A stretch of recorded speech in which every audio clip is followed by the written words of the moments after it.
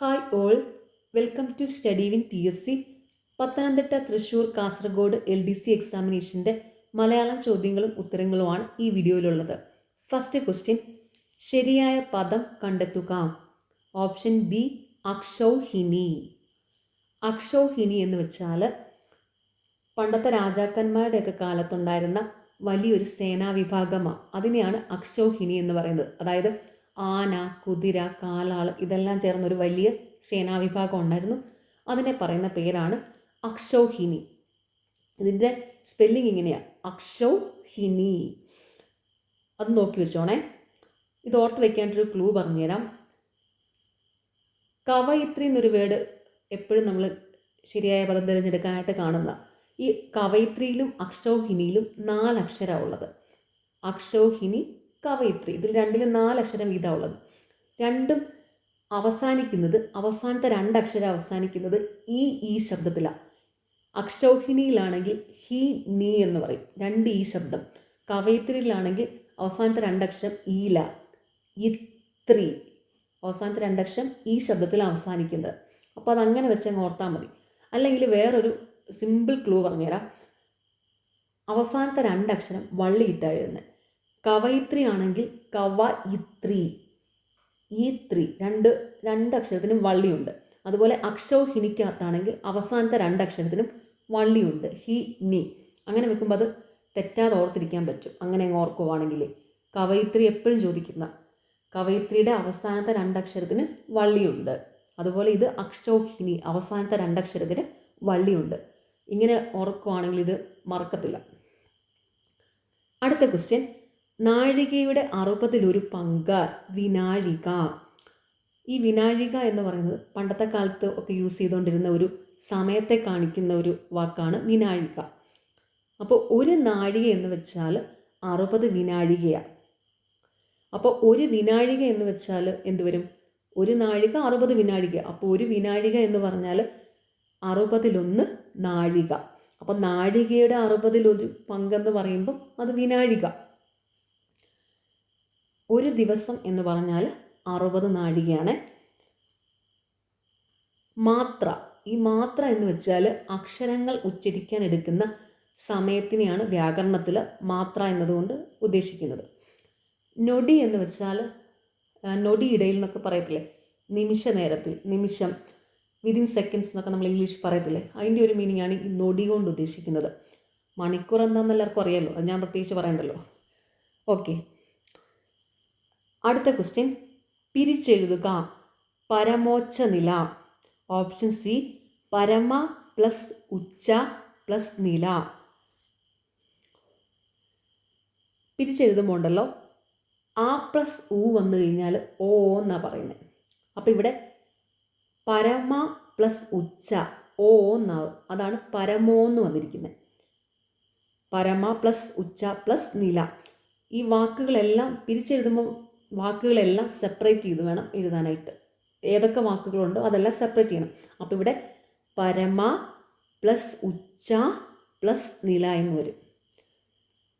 അടുത്ത ക്വസ്റ്റ്യൻ, ശരിയായ പര്യായക്കൂട്ടം കണ്ടെത്തുക. പ്രമാദം. ഓപ്ഷൻ ബി വർദ്ധിച്ച ഭയം, ഓർമ്മക്കേട്, ശ്രദ്ധയില്ലായ്മ. ഇതൊക്കെയാണ് പ്രമാദത്തിൻ്റെ അർത്ഥം.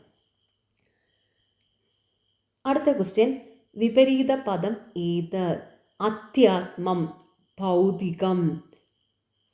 അടുത്ത ക്വസ്റ്റ്യൻ, നേരെ വാ നേരെ പോ എന്നർത്ഥമാക്കുന്നത്. ഓപ്ഷൻ ബി സത്യസന്ധമായി പെരുമാറുക. ഇത് നമ്മളെപ്പോഴും സാധാരണ യൂഷ്വലി ഉപയോഗിക്കുന്ന ഒരു വാക്കല്ലേ, നേരെ വാ നേരെ പോ. ഇതിൻ്റെ അർത്ഥം സത്യസന്ധമായി പെരുമാറുക. അടുത്ത ക്വസ്റ്റ്യൻ, ചേർത്തെഴുതുക. ഓപ്ഷൻ ഡി ആണ് കറക്റ്റ് ആൻസർ. ഇവിടെ തന്നിരിക്കുന്നത് മലർ പ്ലസ് കളം പ്ലസ് എഴുതി പ്ലസ് കാത്ത പ്ലസ് ഒരു പ്ലസ് അരചൻ. ഓപ്ഷൻ ഡി മലർക്കളം എഴുതി കാത്തോരചൻ. ചേർത്തെഴുതാനാണ്. അപ്പം ഇവിടെ പ്ലസ് എ വന്നു കഴിഞ്ഞാൽ എ എന്നാകും. അപ്പോൾ എന്തായാലും ഓപ്ഷൻ എ വരത്തില്ല, മലർക്കളം എഴുതി എന്ന് വരത്തില്ല. പ്ലസ് എ ആയിട്ടും മാറും. അപ്പം മലർക്കളം എഴുതി എന്നേ വരുള്ളൂ. മലർക്കളം എഴുതി കാത്തോരചൻ. അതായത് ചേർത്തെഴുതുമ്പോൾ ചേർന്ന് വരണമല്ലോ. ഓപ്ഷൻ എയിലും ബിയിലും സിയിലും കണ്ടോ അവസാനത്തെ വാക്ക് എഴുതിയിരിക്കുന്നത് എങ്ങനെയാണ്? ഒരു അരജൻ, ഒരു അരജൻ. ഓപ്ഷൻ സിയിലാണെങ്കിൽ അരജൻ. അങ്ങനെ സ്പ്ലിറ്റ് ചെയ്ത് വരത്തില്ല ചേർത്തെഴുതുമ്പോൾ ചേർന്ന് വരണം. അപ്പോൾ ഇവിടെ ഓപ്ഷൻ ഡി ആണ് കറക്റ്റ് ആൻസർ. മലർക്കളം എഴുതി കാത്തോരരജൻ. അടുത്ത ക്വസ്റ്റ്യൻ, വൈരി സ്ത്രീലിംഗം കണ്ടെത്തുക. Option A വൈരിണി. പുല്ലിംഗ ശബ്ദം ഈയിലാണ് അവസാനിക്കുന്നതെങ്കിൽ അതിൻ്റെ സ്ത്രീലിംഗം നീ അല്ലെങ്കിൽ നീ ചേർത്താൽ കിട്ടും. അപ്പോൾ ഇവിടെ വൈരി, പുല്ലിംഗ ശബ്ദം വൈരി ഈ ശബ്ദത്തിലാണ് അവസാനിച്ചത്. അപ്പോൾ അതിനോടുകൂടി നീയോ ചേർത്താൽ അതിൻ്റെ സ്ത്രീലിംഗം കിട്ടും. അപ്പോൾ ഇവിടെ ഓപ്ഷൻ ബിയും സിയും ഡിയും ഇങ്ങനെ വന്നിരിക്കുന്നത്. വൈരാഗി, വൈരത്തി, വൈര എന്നൊക്കെയാണ്.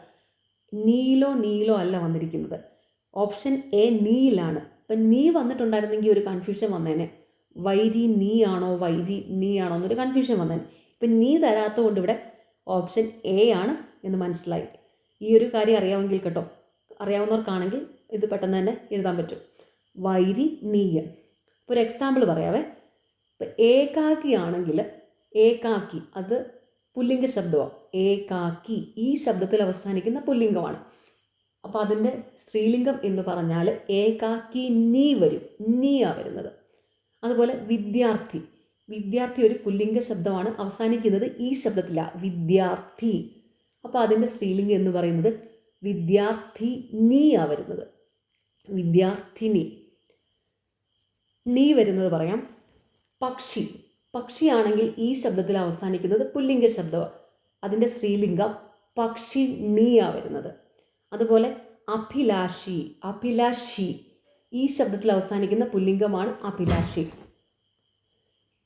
അതിൻ്റെ സ്ത്രീലിംഗം അഭിലാഷിനി വരും. അപ്പോൾ ഇവിടെ വൈരി എന്നതിൻ്റെ സ്ത്രീലിംഗം വൈരിനി വരും. അടുത്ത question, and it was at that age poetry arrived in search of me. ശരിയായ പരിഭാഷ ചെയ്ത ഓപ്ഷൻ ഡി, എന്നെ തേടി കവിത വന്നണഞ്ഞത് ആ പ്രായത്തിലാണ്. ഇതിൻ്റെ കറക്റ്റ് പരിഭാഷ ഇതാണ്. ലാസ്റ്റ് ക്വസ്റ്റ്യൻ, ശരിയായത് തിരഞ്ഞെടുക്കുക. ഓപ്ഷൻ ഡി, അവർ കണ്ണീരിൽ കലർത്തി പറഞ്ഞ കഥ എന്നെ വികാരപരവശനാക്കി.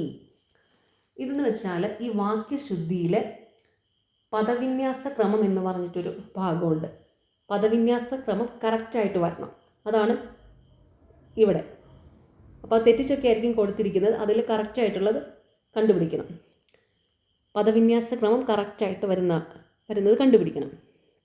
അപ്പോൾ ഇവിടെ അവർ കണ്ണീരിൽ കലർത്തി പറഞ്ഞ കഥ എന്നെ വികാരപരവശനാക്കി. എന്നെ വികാരപരവശനാക്കിയത് എന്താ?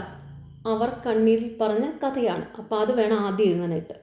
അപ്പോഴേ ഉള്ളൂ പദവിന്യാസക്രമം കറക്റ്റായിട്ട് വരത്തുള്ളൂ. അവർ കണ്ണീരിൽ കലർത്തി പറഞ്ഞ കഥ എന്നെ വികാരപരവശനാക്കി. ഓക്കെ, നിങ്ങൾക്ക് ഈ ചാനൽ ഇഷ്ടപ്പെടുന്നുണ്ടെങ്കിൽ സബ്സ്ക്രൈബ് ചെയ്യണം, സപ്പോർട്ട് ചെയ്യണം. താങ്ക്